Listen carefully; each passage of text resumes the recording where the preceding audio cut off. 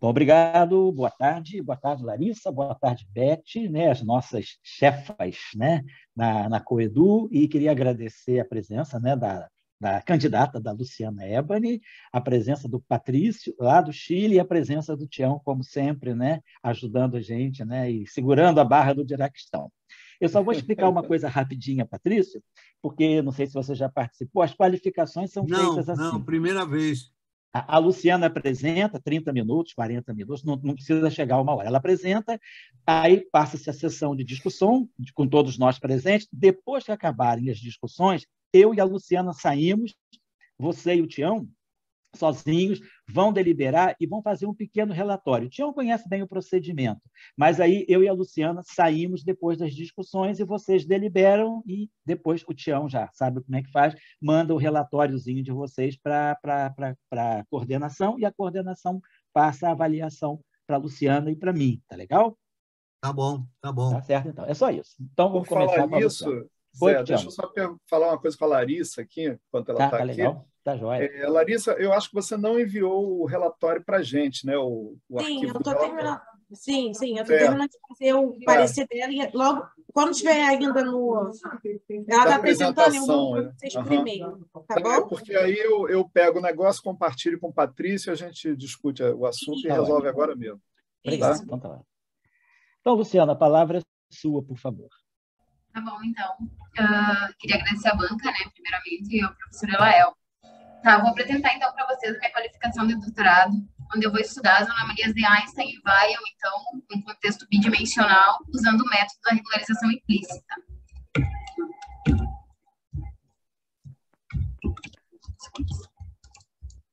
Desculpa, vou apertar aqui só. Tá, então, vou começar, então, com algumas observações preliminares. Luciana, desculpa. Oi. Seu som está com eco, está com algum eco, não está muito bom.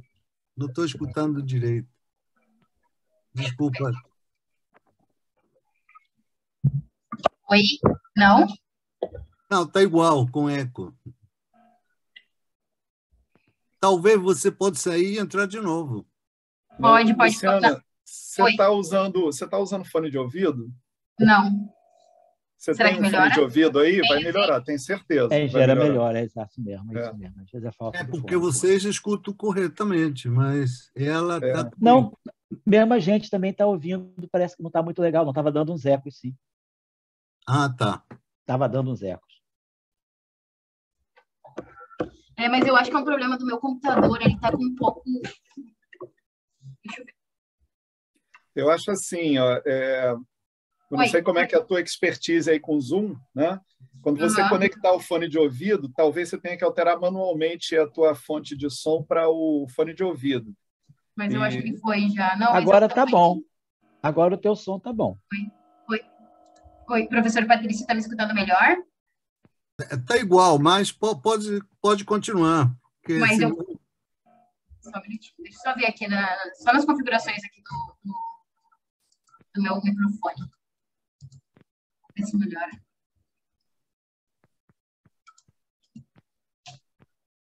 Está muito agudo, talvez. Oi?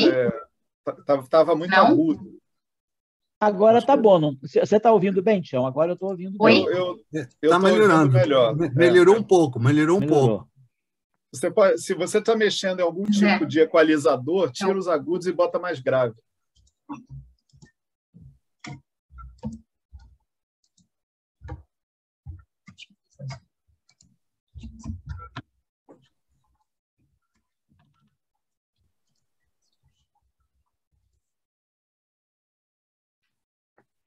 E não tenha pressa, tá? Tranquilo.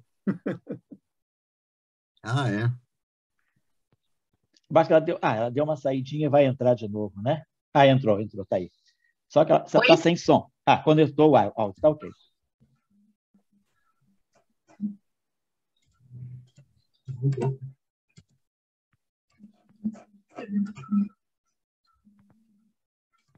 Oi, estão me escutando? Sim. Vou começar, então, de novo a compartilhar minha tela. Qualquer coisa, vocês me avisam, então. Se tiver.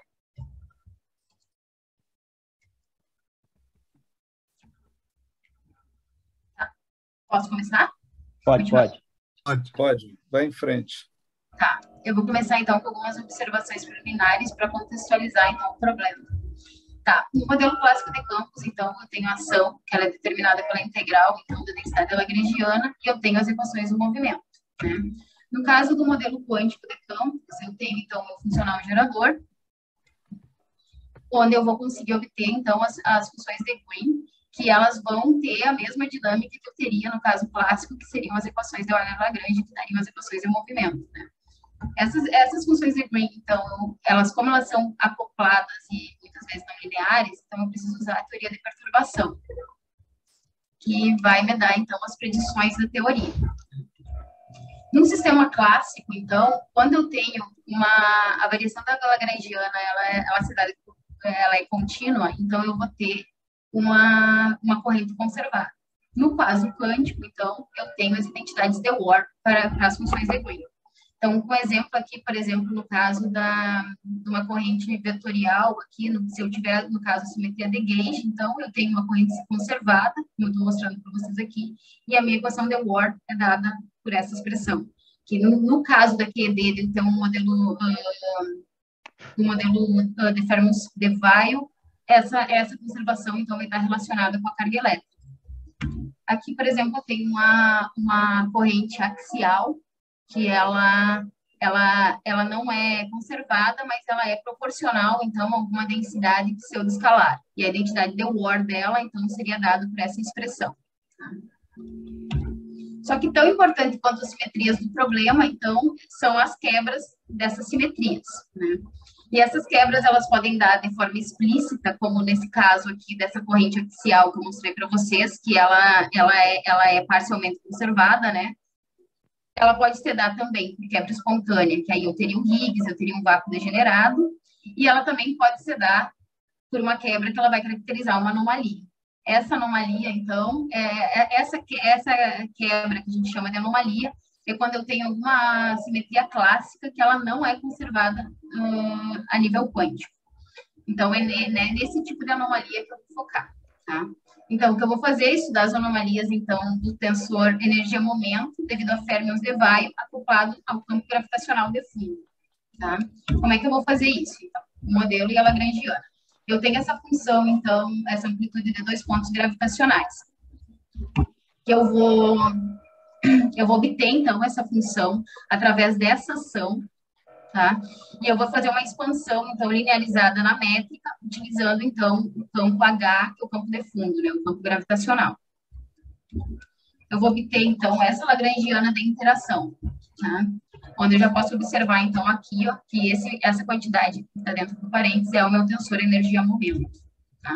Que é dado por essa expressão, onde eu tenho, como eu estou no modelo Chiral, né, Fermat-de Weyl, eu tenho esse projetor, então, que é dado por essa expressão. Tá. Esse tensor energia-momento, então, ele obedece duas leis de conservação, que elas estão representadas aqui, pela divergência e pela contração, então, do meu tensor energia-momento. Eu vou estender, então, essas relações para uma relação para as identidades de Ward, então, identidades de Ward linearizadas, que eu represento, então, pela contração do momento, que vai estar relacionado com a anomalia de Einstein, e pela contração com a métrica, que vai estar relacionado com a anomalia de Weyl. Esses dois aqui são os principais trabalhos que a gente utilizou, então, como referência desses dois autores, apesar de que, mesmo nos últimos anos, assim, tem um leque imenso de trabalhos na área, que são esses dois trabalhos aqui, perto do outro autor. Tá, as regras de Feynman, então, da teoria. Eu tenho esse vértice, então, eu tenho aqui a representação esquemática, então, do grávido, dos dois fermions, tá? E o meu vértice gravitacional, então, ele é dado por essa expressão. Aqui eu tenho uma relação de momento que sai do vértice, né, dada pela conservação de energia e momento no vértice. Então, esse é o meu momento físico, ele vai ser dado por K1 menos K2.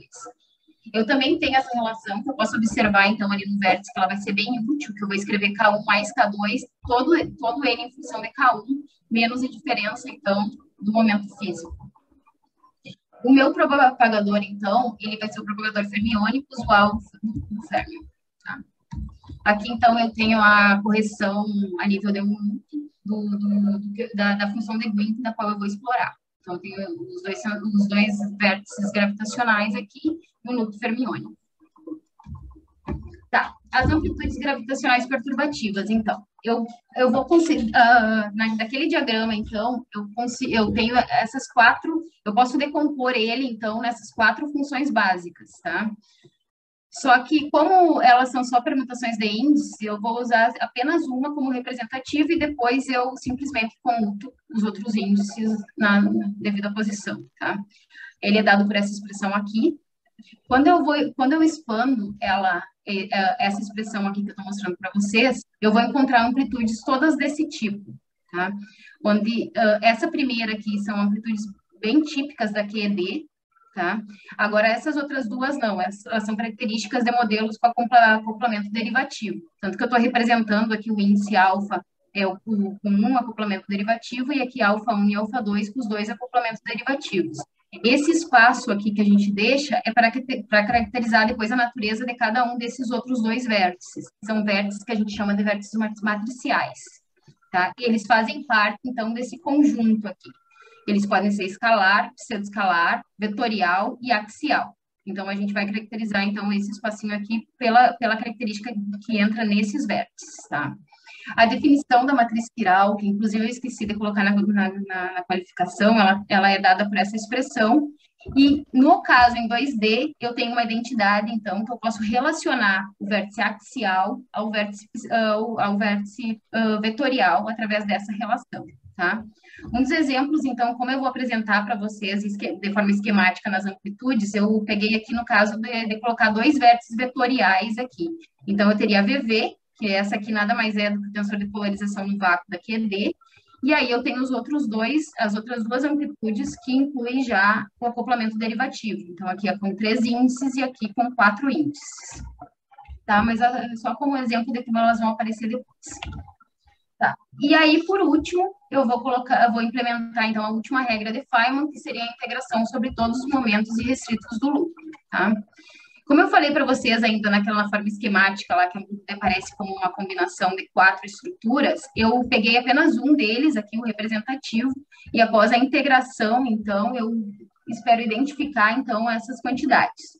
Aqui a gente pode ver, então, essas 2 primeiras linhas aqui, que está representada por VV e AA, elas correspondem à parte par da minha amplitude, tá?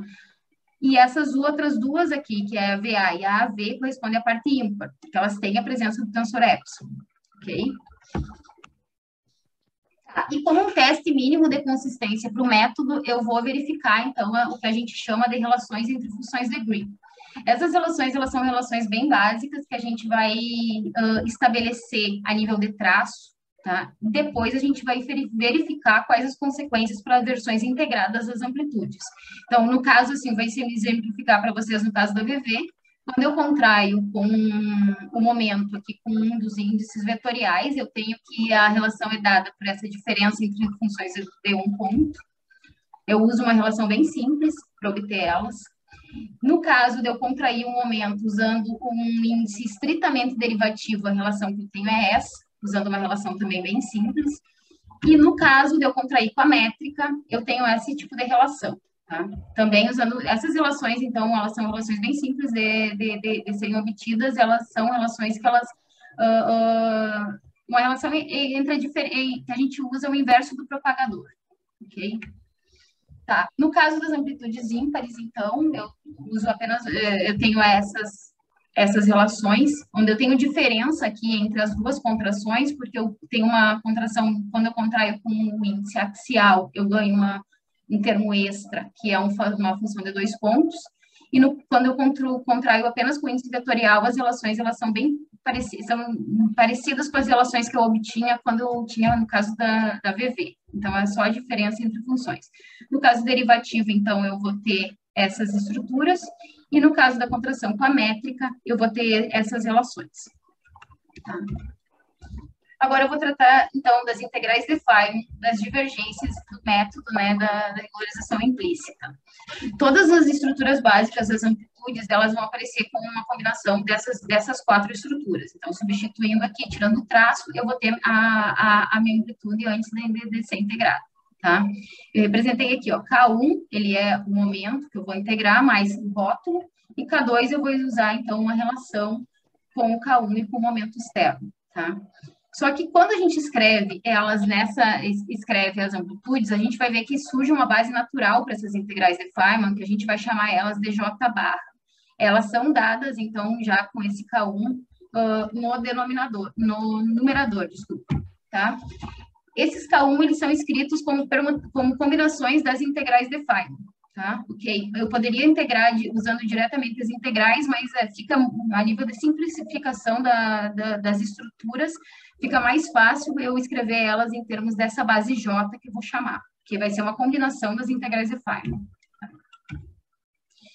Essa base, então, que eu vou chamar de J, ela tem contagem de potência dado por o grau superficial da divergência dela é dado por essa expressão. Então, no caso específico desse trabalho, eu vou ter 3 delas que vão apresentar divergência, porque o meu N ele vai até 4. Então, eu vou ter divergência logarítmica, divergência linear e divergência quadrática para as minhas funções.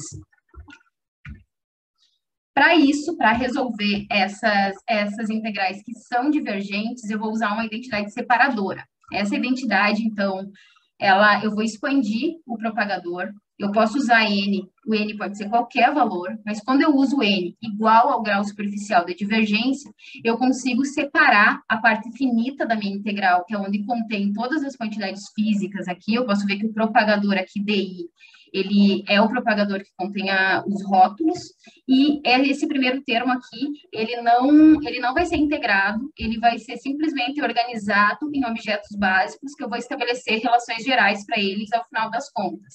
Mas o primeiro termo contém toda a divergência da minha integral, e o segundo é onde eu vou organizar, onde vai ter a parte física. Eu posso ver, então, que o último termo ele vai ser convergente, quando eu usar N igual ao grau superficial da divergência, e essas quantidades aqui são definidas. Esse d lambda, eu uso esse rótulo lambda, é um rótulo de massa que eu vou usar, então, que ele vai estar presente só no primeiro termo. Só no primeiro termo. Tá. Esse método, então, ele apareceu pela primeira vez, então, na tese de doutorado do professor Olimar Antônio Podestel, sobre a orientação, então, da professora Maria Carolina Nemes. E os 2 primeiros trabalhos onde ele apareceu, eles foram publicados, então, são esses 2 aqui. Voltando, então, à identidade, como eu falei para vocês, então, algumas estruturas, elas vão ser divergentes. A gente não vai tocar nelas, a gente só vai organizar elas como estruturas básicas e elas vão permanecer assim até o final das contas, tá? Eu vou ter, então, sensores logaritmicamente divergentes. Os que aparecem no meu trabalho, então, são esses 3 aqui, essas 3 combinações básicas aqui. Eu estou usando já uma notação de simetrização. Então, no caso desse termo aqui, eu teria 6 termos aqui. Então, nesse aqui eu teria 15 termos. 15, isso. Então, eu vou organizar eles dessa forma. Eles podem ser facilmente vistos, então, como os termos de superfície, porque eu posso escrever eles como uma derivada total. Aqui. Eu também possuo um escalar, que eu chamo ele de termo irredutível, que é o log. E no caso dos objetos quadraticamente divergentes que eu tenho, que aparecem nesse trabalho, eles são organizados dessa forma, e eu também vou ter um escalar quadrático, que é o iquad. Tá? E a sistematização, então, da parte divergente em termos de superfície. Tá? Como eu mencionei com vocês, eu tenho 3 integrais que vão ser divergentes, que vão ser a n igual a 2, n igual a 3 e n igual a 4. Então, nesse caso aqui, eu já estou nessa base J, que eu falei para vocês, então eu vou escrever ela como um J barra para sinalizar que ela contém uma parte divergente. Mas essa parte aqui que eu escrevo apenas como J, ela corresponde só à parte finita da minha integral. Então, a mesma coisa acontece para as 3, tá? Essa aqui eu vou, como exemplo, então, eu vou mostrar para vocês a integral maior rank tensorial, que é essa com 6 índices, onde eu posso organizar ela com todos os termos de superfície contendo nesses W, mais as combinações que envolvem o objeto escalar irredutível, o log. tá? Então, aqui a gente já pode ver uma utilidade de escrever esses Ws, justamente porque aqui, esse W aqui que aparece nessa integral, ele tem uma combinação dos 3 objetos divergentes básicos, mas esse primeiro aqui, como ele é completamente simetrizado, o box aqui que eu represento com esse box aqui, ele é completamente simetrizado, então esse aqui já contém 45 termos, não, desculpa, 15 termos, esse aqui completamente simetrizado são 45 termos, então eu teria uma quantidade nesse objeto aqui, eu teria 61 termos de superfície. Então eu vou colocar eles nesse tensor, e depois a gente vai ver que ele não precisa ser aberto em nenhum momento. Tá. Agora, a parte finita. A parte finita das integrais a gente resolve de forma usual, né, usando técnicas usuais de teoria quântica de campos, só que a gente vai expandir ela numa família de funções, que são essas 3, que são as que aparecem, e o polinômio Q, então, ele é dado por essa expressão. Tá? E a base das integrais de Feynman, aqui eu já represento toda a parte finita das minhas integrais, elas estão aqui. Então, essas primeiras aqui, elas são finitas, elas não têm nenhum termo de superfície, e essas outras duas, elas vão fazer parte daquela outra estrutura que vai ter a J barra. Mas a expressão delas, ela é calculada assim, também usando a notação de simetrização, né, nos índices. Tá. Agora eu vou apresentar, então, para vocês alguns resultados explícitos envolvendo as amplitudes pares, aquelas que não contêm o tensor Epsilon. Tá? No caso da VV, então, eu tenho essa expressão aqui, ó, eu já represento o J aqui, já sem o barra, porque aqui eu já quero falar apenas da parte finita, e eu coloco o J todo nesse tensor aqui, que eu vou chamar de DVV. Tá? Nesse caso, aí, usando relações que existem entre essas funções J que estão na parte finita, eu consigo reescrever, então, a minha VV através da parte finita fica escrita em termos de um projetor, e a parte divergente ela é bem simples, que contém apenas esse termo. Tá? Já no caso da VV com 3 índices, o que acontece com a parte finita? Que a parte finita ganha um índice a mais nas J's, mas a parte divergente ela já é um pouco mais complicada em relação à outra, ela já cresce já razoavelmente.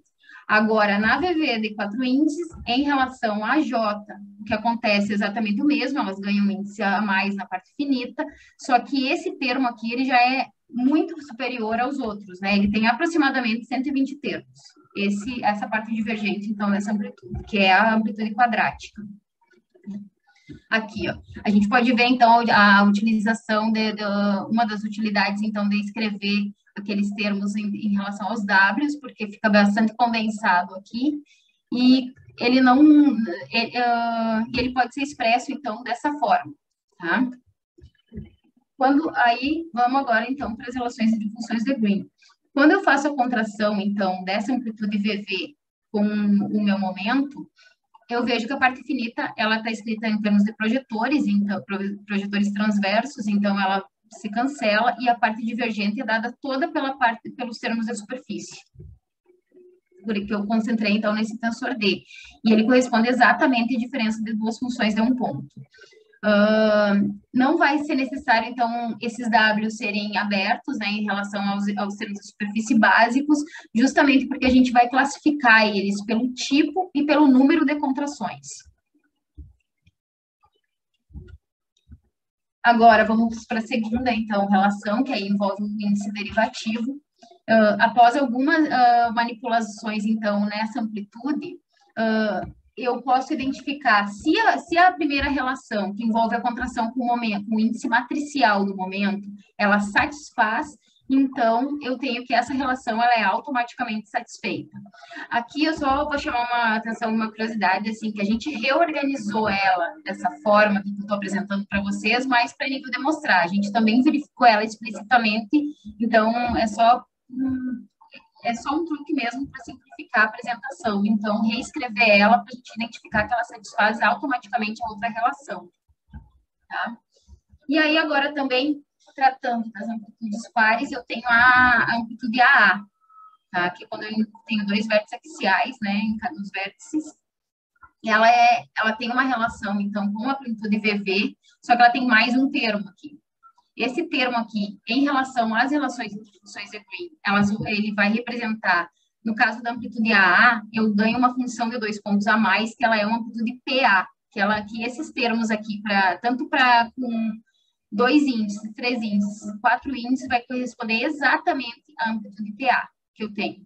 Que aí, só no último, a J2 e a J2Mi, ela não tem divergência. No caso da com 4 índices, ela tem uma divergência, mas ela é exatamente a parte divergente da amplitude PA. Então, eu posso concluir que todas as contrações envolvendo as amplitudes pares, elas são automaticamente satisfeitas em relação às relações entre funções de Green. Quando eu vou para a primeira contração agora, que não satisfaz, é a contração da métrica. Tá? Eu vou usar, então, usando aquela expressão anterior que eu já tinha manipulado, então, para VV, quando eu contraio aquela expressão com a métrica, eu já encontro essa relação. Tá? E aí, organizando explicitamente, então, as amplitudes ASV ali, eu encontro essas duas equações para elas, ok?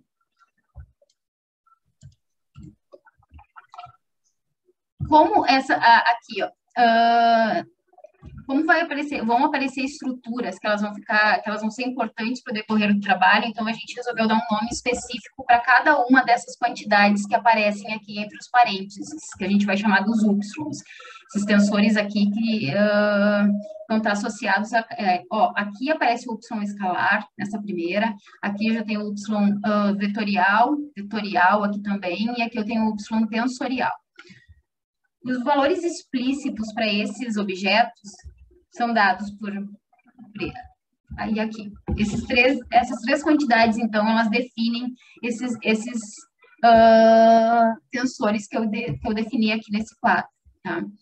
Aqui tem uma curiosidade, então, assim, ó, quando a gente substitui nessa primeira linha o primeiro e o segundo, aqui, a gente vê que a parte finita dela automaticamente se cancela e eu teria apenas a relação, ela seria dada apenas em termos de superfície. Então, se eu fizesse os termos de superfície iguais a 0, eu obteria essa relação aqui conservada. Tá? Já o mesmo não acontece para a segunda, que é a relação que envolve a AVV com 4 índices. Quando eu substituo esses valores aqui, eu cancelo a parte que depende aqui apenas de PP, a parte finita que viria, se eu fizesse os termos de superfície todos eles iguais a 0, eu cancelaria uma parte finita que vem aqui desse Y, só que essa parte do projetor, ela continuaria ainda aqui. Então, eu não teria essa relação satisfeita de forma automática, porque eu ainda teria uma parte finita que sobreviveria se eu cancelasse todos os termos de superfície.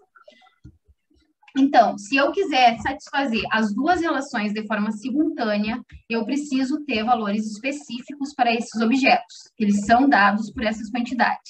Então, se eu assumir que esses objetos têm esses valores, eu satisfaço simultaneamente as duas relações e eu tenho as contrações com a métrica nas amplitudes VV, elas são satisfeitas.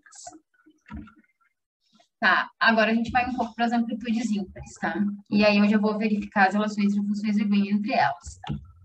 Como eu falei para vocês, então, no caso específico de 2 dimensões, eu tenho essa identidade, que eu relaciono, então, o vértice axial ao vértice vetorial. Quando eu substituo essa relação ao redor do primeiro vértice, eu encontro uma relação para V, que é em termos da amplitude VV. Tá? Eu vou sinalizar, então, aqui com 1, é porque eu estou dizendo que eu estou substituindo a definição no primeiro vértice. Só que quando eu substituo no segundo vértice, eu tenho que a relação, ela se dá em termos da outra amplitude par, que no caso é VV. A gente pode ver, então, aqui, ó, que o epsilon aqui, ele aparece com índices distintos também, né? Assim como as amplitudes. Só que existe uma identidade que eu posso relacionar elas duas, né? Ó, uma identidade que acaba que eu consigo, então, escrever uma menos a outra e saber qual é a relação que eu tenho. Aqui, ó, como eu mostrei para vocês anteriormente, a VV, ela pode ser, a amplitude AA, ela pode ser escrita em termos da VV, então essa expressão ela aqui, entre a diferença entre as duas expressões, ela fica bem mais simples e ela é dada por essa expressão, tá? Que, coincidentemente, é exatamente o mesmo termo que a gente definiu antes, que é aquele Y escalar, que ele violaria uma das relações que eu havia mostrado para vocês anteriormente, tá? E no caso das amplitudes de mais pontos, as diferenças também cairiam naquelas outras quantidades que eu apresentei para vocês anteriormente, tá? Agora, vamos para a contração entre as versões. tá? Quando eu faço a contração, então, com índice axial na primeira versão, eu verifico que essas relações elas não são satisfeitas. E, novamente, a gente tem a presença daqueles tensores que eu mostrei para vocês, tá? Agora, quando eu faço a contração da primeira versão com o índice vetorial, ela automaticamente satisfaz as relações e eu tenho essas diferenças entre as funções de um ponto. Tá? Já no caso da versão 2, eu tenho, quando eu faço a contração com vértice axial, eu tenho a relação automaticamente satisfeita, mas quando eu contraio com vértice vetorial, eu tenho que a relação ela não é automaticamente satisfeita e ela viola por esses termos, então, aqui, presentes lá. Tá. Agora, só a título de curiosidade, então, eu teria a anomalia quiral aqui, ó, que é conhecida na literatura, então, ela está exatamente presente nesse termo. Eu sei como é que ele é, né? Ele é um termo de superfície, um traço no termo de superfície mais uma parte finita. Então, se eu escolher usar o método tradicional, então, que é fazer o termo de superfície igual a zero, eu teria essa diferença entre funções de um ponto. Eu teria que ela seria nula, mas o meu y não seria zero, ele ganharia uma parte finita. Tá? Se eu resolver fazer o meu y igual a essa quantia, então, finito, meu y igual a infinito, essa quantia aqui seria igual a zero, mas eu teria uma anomalia, então, porque a diferença das minhas funções é um ponto, ela não seria feita igual a zero, nesse caso. Agora, as contrações envolvendo os índices de derivadas aqui, no caso, quando eu contraio a AV na versão 1, eu também tenho violações que também estão relacionadas com aqueles mesmos objetos que já apareceram antes, só que quando eu contraio, no caso, a versão 2, ela é automaticamente satisfeita, eu não tenho violação, mas no caso da versão 1, eu teria esse tipo de violação. A contração com a métrica, as duas versões violam, sabe? Apesar das violações serem distintas, elas também estão relacionadas com aquelas quantidades que eu já havia definido anteriormente. Tá. Agora eu vou falar, então, dos resultados das perspectivas das teses. A gente tem dois cenários aqui bem claros. Então, a gente tem, no caso de satisfazer as relações de Green e assumir que as versões elas são igualmente equivalentes, que eu posso usar a versão 1 quanto a versão 2, eu teria que fazer esses y iguais a zero. No caso de relações que violam as relações entre funções de Green, mas não haveria ambiguidade de rotulagem, eu teria, então, que todos os termos de superfície eles são feitos iguais a zero. As consequências, então, dessas escolhas são que quando eu resolvo satisfazer as relações de Green, eu faço os y iguais a zero, eu tenho que os termos da superfície, eles têm valores bem determinados, eles são dados por essas quantias. Agora, no caso de eu fazer todos os termos da superfície nulos, eu teria, então, uma parte finita para cada uma dessas quantidades aqui. Agora, eu vou falar para vocês, então, em relação à amplitude completa. Quais as consequências disso, então, em relação aos representativos que eu havia mostrado antes. Tá? No caso da amplitude par da VV, eu teria, então, essas combinações. Tá? Aí, considerando, vou fazer todos os termos de superfície iguais a zero e eu vou pegar só a parte finita da minha expressão. Então, quando eu fizer, por exemplo, a contração da métrica, esse ômega aqui que eu estou mostrando para vocês aqui, ele é um projetor conforme e transverso. Então, ele já se anularia. Agora, esse segundo termo aqui, quando eu considerar, por exemplo, o limite de massa nula, né, termos que quando for fazer a contração com a métrica, considerar esse termo aqui no limite de massa nula, essa quantidade aqui, ela é bem definida e o valor dela é dado por menos 1/6. Então, o valor da minha parte, o valor da minha contração seria esse resultado que eu estou apresentando aqui para vocês, e total, ele seria dado por esse menos 24π vezes um projetor. Aqui, ó, como eu estou considerando já o limite de massa nula, eu sei que a minha amplitude vetorial ela é exatamente igual à minha amplitude axial. Então, eu já estou contabilizando a parte que viria apenas da axial. Tá? E o valor total dele seria esse. Esse valor ele é exatamente igual ao valor que é encontrado nas referências que eu citei para vocês anteriormente, nos papers aqueles do Berkeley. Tá, mas a gente vai considerar, então, que a contribuição dos termos da superfície, eles podem, né, que a gente vai satisfazer as relações entre funções de Green e a gente vai considerar, então, que eles têm valores bem definidos.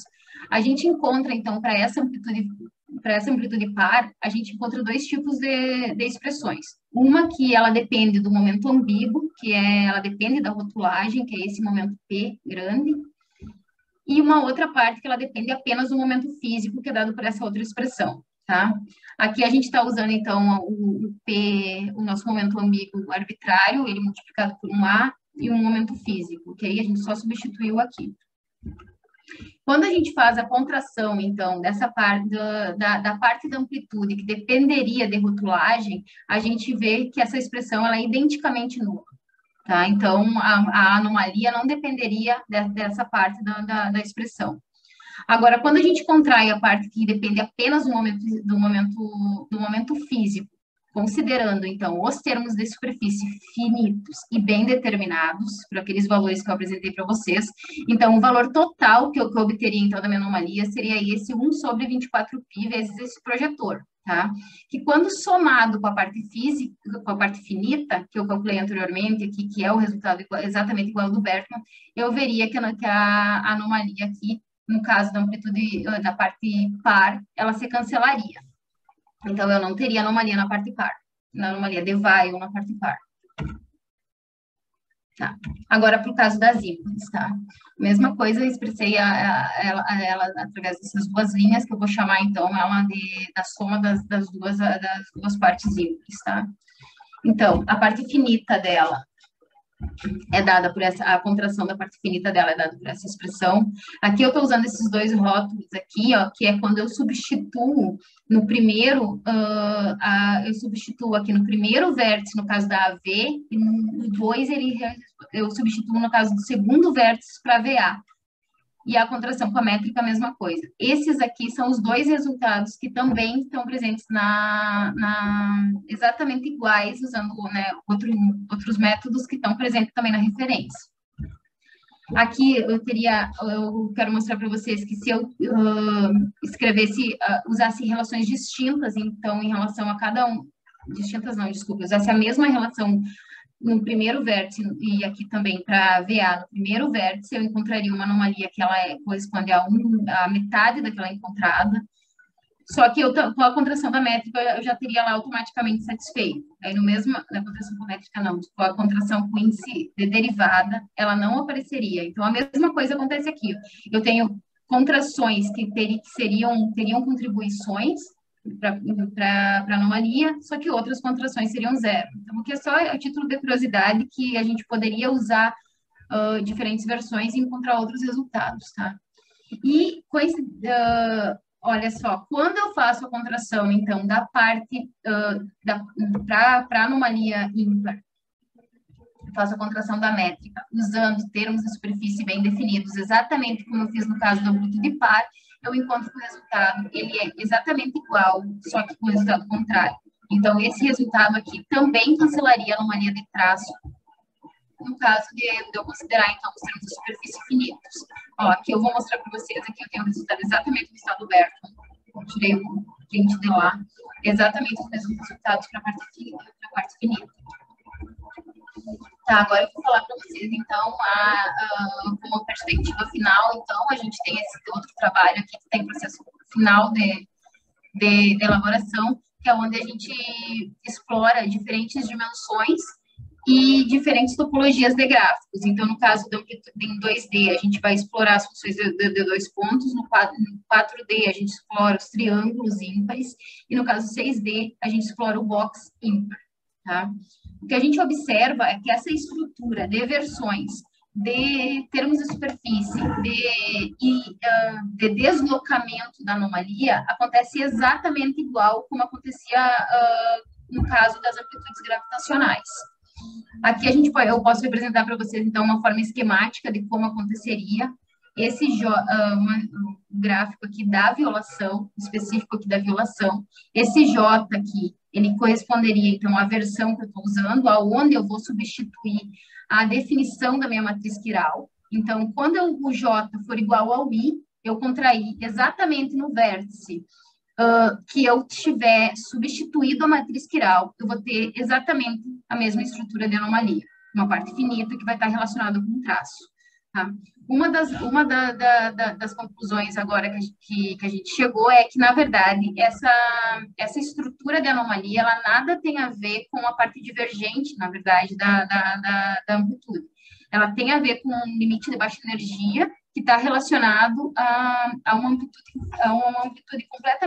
completamente finita e que é uma amplitude que ela não é zero em zero. Então, essa anomalia sempre estaria presente. Tá? E representação, então, esquemática aqui, eu teria duas funções de 2 pontos, eu não tinha comentado sobre esse gráfico antes. E aí, esse aí seria no contexto, então, de 2, 4 e 6 dimensões. No caso das anomalias gravitacionais, no caso da anomalia de Einstein, uma coisa que eu tenho certeza é que, assim, ó, mesmo a gente fazendo, por exemplo, os termos de superfície finitos, isso ainda é uma coisa que eu não explorei bem, mesmo fazendo os termos de superfície finita, a gente teria, então, uma anomalia. Mas o que a gente está atrás, nesse contexto gravitacional, é também conseguir definir um limite de baixa energia para as amplitudes gravitacionais. Tá? E seria isso. Oi? Perfeito. Obrigado, Luciana. Muito cálculo. Meu Deus. As mulheres são poderosas, né? Muita paciência, é um trabalho mesmo de monge. Muito cálculo, muito cuidado. Muito obrigado pela tua apresentação. Pois não, pode falar. Não, até a gente encontrar uma sistematização que funcionasse em relação a isso, a gente teve que fazer muito cálculo, abrindo tudo, mas Não, eu acompanhei aí a trajetória sua, do José Fernando, do Thales, né? Tá ótimo. Muito obrigado pela tua apresentação, foi clara, muito técnica, como o trabalho é muito técnico, mas foi tudo muito claro, muito bem assim, articulado, cada ponto foi bem justificado, e aí eu passo agora a palavra aos 2 colegas, né? Colegas e amigos, né? O Patrício, lá no Chile, e ao Sebastião. Como assim, eu vou pedir primeiro ao Patrício, né? O Sebastião já conhece seu trabalho de vocês também, acompanha, foi professor de curso também de vocês discutiram muito com ele, então eu acredito que o Sebastião possa até ter sugestões mais gerais a dar. Mas aí eu passaria primeiro a palavra para o Patrício, para fazer algum tipo, Patrício, de observação ou até mesmo de sugestão.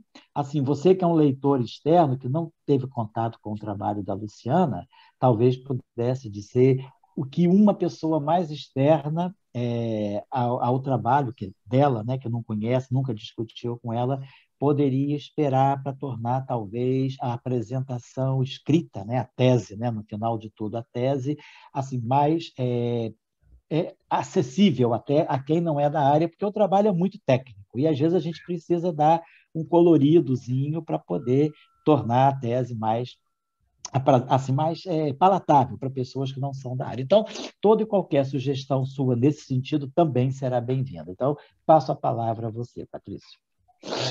Ok. Obrigado pelo convite. Efetivamente, é muito técnico, uma calculeira danada. Eu tenho uma sugestão em ordem com a ideia de melhorar a apresentação na tese. Eu colocaria no capítulo que ela coloca a introdução, colocar um exemplo físico que todo mundo conhece, por exemplo, o modelo Schwinger, que todo mundo usa bosonização e outras técnicas, comparando com o método que ela está usando. Sabe? Eu acho que isso ficaria muito mais palatável para acompanhar os cálculos que ela desenvolve depois. Entendeu? Porque esse é um exemplo que todo mundo conhece, que é o modelo Schwinger, e as pessoas utilizam bosonização, aí você não precisaria utilizar bosonização e comparar o método tradicional com o método da regularização implícita. Eu acho que isso ficaria mais claro e mais físico. Por que a gente tem que calcular estas anomalias e, ao final das contas, que grandeza física te permite obter altas energias depois que você domina essas anomalias. Essa seria a minha sugestão básica. Porque é difícil acompanhar todo esse cálculo que você faz sem saber para onde que vai. Entendeu? Essa seria a minha sugestão, porque se eu tivesse um exemplo como o que eu estou te falando, seria mais fácil acompanhar e comparar teu método próprio com os métodos tradicionais. E o modelo Schwing é muito estudado, para você não teria nenhuma dificuldade em refazer. Entendeu? Não sei o que você acha, mas essa seria a minha sugestão para a introdução, para colocar e para quem escrever as anomalias, estudar as anomalias também, deixar mais claro. Você coloca algumas frases aí na introdução, mas isso é muito geral, é no número, que uma pessoa que não sabe entenda de que se trata. Tá bom? Essa é a minha sugestão, José e Luciana. E parabéns pela sua calculeira aí. Obrigada. Eu fiquei restrita a 30 páginas também, sabe, na qualificação, sabe? Aí eu tinha que botar as contas, mas eu tinha que falar, entendeu? Aí eu fiquei apertando, aí não botei nenhum diagrama também, sabe? Exatamente. De onde Então, aparece, que diagramas aparecem. Mas eu já anotei aqui, vou atrás, sim. Tá bom. Patrícia, obrigado. A sugestão é interessante, sim. Isso que eu queria. A gente queria ver uma pessoa, para o Tião já conhece, além de conhecer o assunto, já discutiu muito com a Luciana e com o grupo, né, dos estudantes que trabalham também com o Orimar. Mas aí de você, que está mais externo ao grupo, né, nessa linha de pesquisa, e que também não é a tua física de cada dia, não é a física que te sustenta, não é o cálculo das anomalias, mas física bidimensional você conhece bem, então as tuas sugestões nesse sentido são interessantes para tornar justamente o texto mais um pouquinho aberto, né? E não ficar muito setorizado só nesse assunto. Muito obrigado aí pela tua leitura, pelas suas sugestões. A Luciana acatou, já anotou, e a gente vai realmente levar isso em frente. Aí agora eu passo a palavra ao Sebastião, né, para poder fazer as considerações também. Obrigado, Patrícia. Sebastião. Nada. Então, brigadão aí, gente, né? José, Luciana, né? Pelo convite também para participar da sua qualificação, Luciano.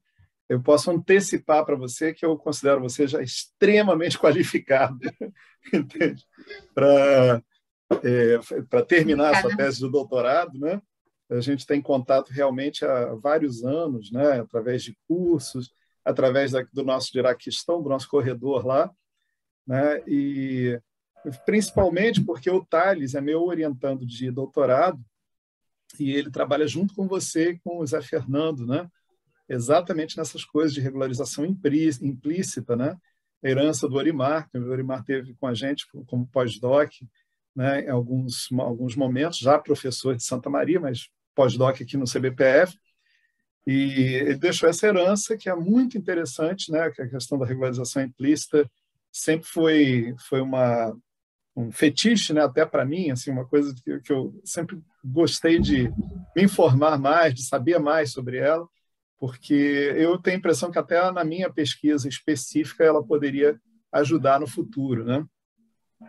Então, assim, como o José disse, nós já tivemos muitas discussões, inclusive bastante detalhadas, né, sobre o trabalho de vocês três, né?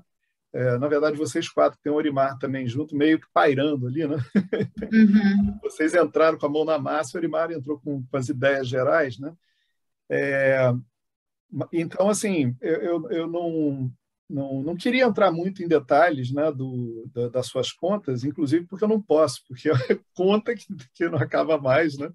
E quem sou eu para arrumar uma correção, entende? Olha, nesse delta que você fez aqui, o sinal de menos não está legal. Não, isso aí não vai dar para fazer, não, Luciano. Né? Mas eu queria só para colocar uma questão, talvez assim mais ao gosto até do Patrício, né? Ao longo da sugestão do Patrício, colocar uma questão para você, para saber como é que está a sua opinião nesse momento. Porque acho que até que eu já ouvi um pouco a sua opinião no passado sobre isso. Mas eu queria ver como é que evoluiu o seu pensamento, como é que está você hoje em relação a essa questão especificamente. se a gente pegar o exemplo lá da eletrodinâmica em 2 dimensões, modelo Schwinger, né, como citou bem o Patrício, tem um trabalho especificamente, né, do Jaquiv e Johnson, 65, 66, onde eles calculam a divergência da corrente vetorial e a divergência da corrente axial, né? E é claro que, vamos dizer assim, o que eles mostram com absoluta clareza, né, nesse esquema, eles usam um esquema de regularização via point splitting, né? Eles mostram com clareza ali que a anomalia na corrente vetorial compete com a anomalia na corrente axial. Então, você tem a opção de colocar a anomalia toda na corrente axial ou, né, o que ninguém faz, né, colocar a anomalia toda na corrente de gauge, né, na corrente vetorial. Então, assim, isso, vamos dizer, é um lugar onde explicitamente a gente vê essa competição de simetrias, né? A simetria de gauge com a simetria quiral. Essas 2 simetrias estão competindo ali. E você vê isso explicitamente nas identidades de Ward associadas com cada uma das 2 correntes, né? Uhum. Aí eu corto, né? Vamos citar o trabalho lá do Jaquiv Johnson e vamos cortar para o seu trabalho. Aí, no seu trabalho, em algum momento você coloca que é inevitável o cancelamento da anomalia no traço do tensor de energia-momento, né? Da chamada anomalia de Weyl, né? Uhum. Você vê alguma competição parecida nessa situação? Ou melhor, deixa eu falar de outra forma, né? Dentro do esquema que você está trabalhando, da regularização implícita, como você vê a competição de simetrias? Como é que você vê a opção de você colocar conservação de uma corrente ou conservação de outra dentro desse esquema de regularização implícita? Já que aqui você tem aquelas 2 questões, né? Ou você preserva, né, a conservação da corrente, ou você preserva, ou você zera os termos de superfície, né, que você colocou lá. Como é que você vê essa questão hoje, da competição de simetrias dentro da regularização implícita? Acho que o senhor sabe, né, que o Orimar gosta muito das anomalias, né? Então, lógico que a gente sempre vai tender mais para esse lado, né? Mas eu acho que a ideia central agora em relação até o outro paper, que aí a gente vai exatamente só nas ímpares, eu acho que é expor o terreno, sabe? Entendeu? Porque há essa questão, assim, ok, pode ser um protocolo a seguir, a gente vai conservar axial, mas e quais as consequências em relação ao que a gente tem disponível em relação às contas, sabe? Uhum. Então, eu vejo mais, assim, claro, que agora mesmo, assim, tem muitas coisas para a gente, exatamente, por exemplo, como que vai se dar, por exemplo, a anomalia de Einstein nas pares, né? No caso da VV, que estão relacionadas com essas amplitudes, a gente ainda não sabe, entendeu? Como que isso vai, mas talvez, não sei, assim, eu não puxo muito por essa questão, mas, claro, tem a questão da teorema de Furry, que cancelaria já essa parte, então a gente teria a anomalia inevitavelmente satisfeita no caso da vetorial, mas elas competem sim, né? Mas eu acho que a ideia mais é explorar o terreno, entendeu? A gente saber quais são as possibilidades, até porque o que a gente está atrás, na verdade, é de uma redefinição, então. Então, quer dizer, o que faz de forma convencional, que salva a VV, ela não necessariamente ela é uma resposta final, entendeu? Para as amplitudes. Eu acho que, então, nessa questão de competir em relação a um lado e o outro, talvez a gente fique mais ainda assim no meio termo, sabe? Talvez porque até pelo fato de que a gente fazer não é convencional, o que a gente escuta muito, mas essa identidade a gente não pode usar, mas isso aqui a gente não pode usar, mas não pode usar por quê? No final, a culpa é de quem? É da identidade, é dos traços, ou é o fato das funções não serem bem definidas, sabe? Então, eu acho que é mais... Eu acho que tem um ponto aí, né? Aliás, quando a gente discutiu juntos, né, aquele trabalho de vocês, vocês me apresentaram um trabalho muito interessante, né, o trabalho que vocês trouxeram, que era justamente a diferença entre a coisa, o integrando e o integrado. Uhum. Quer dizer, você tem... Porque você ao tem final, modificações das amplitudes quando você integra, né? Justamente. Às vezes a invariância translacional é perdida, entende? Às vezes coisas assim, você tem que a gente, à primeira vista, parecem óbvias, né? Elas não são tão óbvias assim, né? Não, até a gente brinca que os traços de Dirac são o bode expiatório, entendeu? Aí o problema é na distribuição de como tu vai fazer e não no problema do fato de que tu tem funções não definidas, né? Tanto que a gente estava indo bastante pela linha também do Scharf também, né? Então, acho que no final a gente já não tem mais essa ideia de, também faz parte de um processo de regularização, sabe? A ideia central é essa, mas a gente quer, então, uma prescrição geral, que fosse, ok, a gente salva VV, mas aí a gente bota a culpa em quem, entendeu? Eu tenho aqui um fetiche, né, vamos dizer assim, em dizer o seguinte, eu gostaria de sempre poder escolher o que eu salvo. Sim. Mas, assim, eu também não coloco isso como um princípio absoluto, não. Quer dizer, pode ser que, às vezes, você seja obrigado a salvar alguma coisa, né? Sim, claro. A gente usa, na verdade, as relações de funções que a gente deduz ali, aí a gente espera que elas sejam integradas, porque aí seria uma questão da linearidade, sabe?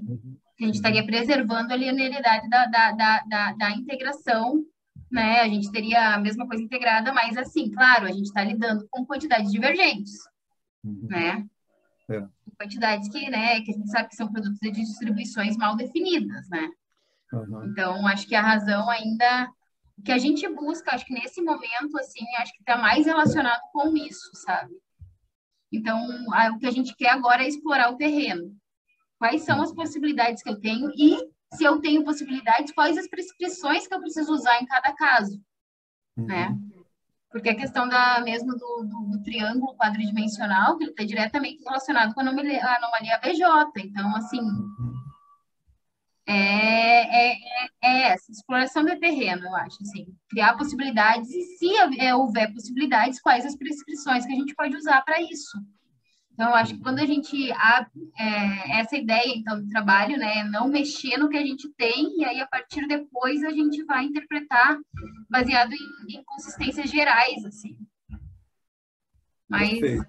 Entendo a sua preocupação com salvar as vetoriais. É menos preocupação e mais curiosidade.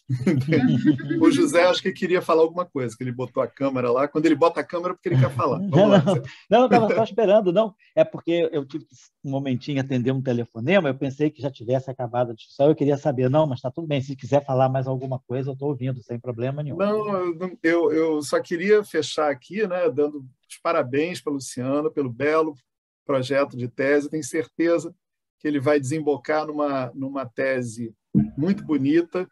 Eu acho que a sugestão que o Patrício deu, a sugestão que eu encampo também, seria interessante você comparar, né, vamos dizer assim, a regularização implícita num caso simples, que é, por exemplo, o modelo Schwinger, né?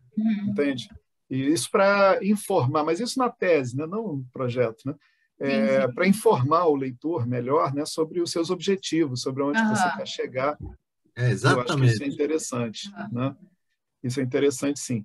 E aí, se você ceder à tentação, né, eu mando a referência para você do Jacques Johnson, entende? Manda sim, manda e-mail. Para você se divertir um pouco, entende? Assim, com a coisa da competição da simetria de Gauge com a simetria quiral, né? Competição explícita, né? Porque essa competição é uma coisa que você vê com uma outra técnica, que é a cohomologia de BRST, né? Então, ali você vê claramente, né, as duas simetrias competindo. Tipo assim, você pode jogar a não trivialidade do cociclo, né, da anomalia da carga BRST, para um lado ou para o outro, né? Mas, vamos dizer, isso é tudo muito algébrico, abstrato, né? Ali no Jacques Johnson é tão simplesinho, tão terra-terra, entende? Que é uma beleza, assim, é um paper realmente muito divertido, né? Aí, se você quiser, depois me avisa que eu mando a referência para você. Não, quero sim, quero sim. Beleza, então parabéns mais uma vez aí. Obrigada, E tudo de professor. bom aí, Luciano. Obrigado, Sebastião. Opa, estou sendo ouvido. Obrigado, Sebastião. Obrigado de novo ao Patrício. A sugestão do Patrício, né, gerou aí a interferência do Sebastião, manda sim o trabalho para a Luciana. E eu queria colocar algumas coisas. Primeiro de tudo, assim, eu acho que é importante a coisa mais importante, uma das coisas mais importantes da ciência é a honestidade, né? A honestidade científica. Então, nesse caso, eu queria dizer publicamente que o orientador principal e verdadeiro é o Orimar. Eu sou apenas um orientador de apoio, vamos dizer assim, realmente meramente coadjuvante. O assunto foi tema de doutorado da tese do Orimar lá em 1999, se não me engano, na UFMG. Aliás, a tese do Orimar pertence, né, à história da minha vida, porque era uma tese de 600 páginas que teve dificuldade de formar uma banca, porque Orimar falou que não tirava uma folha. Assim, ele entrou numa disputa com a Carolina, que era orientadora, e disse: se você tirar uma página, eu não defendo. E aí teve que ser 600 páginas, aquele estilo assim do gaúcho teimoso da fronteira, fronteiriço. Né? Daí eu conheço a tese, então, a ideia do Orimar foi uma ideia que ele desenvolveu no doutorado, lutou muito para que essa ideia pudesse ser implantada, formou pessoas a partir dessa ideia, também se consolidou na carreira através dessa ideia, sempre com patrocínio no início da Carolina, que aceitou a ideia, talvez outro orientador não aceitasse, um estudante tão independente quanto o Orimar. Então, estou relembrando um pouco a história para dar o crédito às pessoas. E aí o Orimar mandou vários estudantes muito bons de Santa Maria para o CBPF. O último grupo que chegou foi justamente a Luciana, o Thales e o José Fernando. Todos excelentes, inclusive já participaram, deram um curso nas nossas atividades formativas de verão, belíssimo curso que é muito difundido sobre álgebra e cálculo tensorial. Então, são estudantes muito bons, presentes, super, hiper dedicados. Então, eu queria só deixar claro que eu estou patrocinando mais como super coadjuvante, né, meramente coadjuvante, o trabalho da Luciana, que ela vem desenvolvendo com o Orimar. Eu também acho, Luciana, que as sugestões dadas pelo Patrício, e essa última do Sebastião, de realmente assim, você colocar em termos, discutir, colocar a tua visão. É muito importante que, numa tese de doutorado, um estudante que se dedica 4, 5 anos a uma pesquisa, ele não meramente reproduza nas considerações finais: eu fiz isso, fiz aquilo, fiz isso, fiz aquilo, publiquei isso, publiquei aquilo. Não. A gente quer ouvir vocês. A tua ideia, um balanço dessa atividade de pesquisa, e você também se expor, colocar essa questão da escolha que o Sebastião falou. É importante, né? A gente, em física, a gente tem momentos que a gente tem que interpretar um resultado, e a interpretação, muitas vezes, é subjetiva. Então, é importante você se expor. Eu sugeriria isso, que você tornasse o texto palatável nesse sentido, de mostrar as escolhas que tem que se fazer e as que pode ou que não podem ser feitas. E eu tinha uma última coisa que eu queria sugerir a você. Eu vou mandar um trabalho para você de 3 pessoas. O diretor atual do ICTP, o Atish Dobhoker, um estudante dele, brasileiro, que foi nosso PIBIC aí no CBPF, era estudante da UF, o André Benevides, que fez o doutorado na CISA com o Atish, e um chinês. Eles fazem um trabalho muito interessante, porém em 4 dimensões, que é relacionar a anomalia de Weyl, a anomalia de escala, com a geração de campos magnéticos no universo primordial.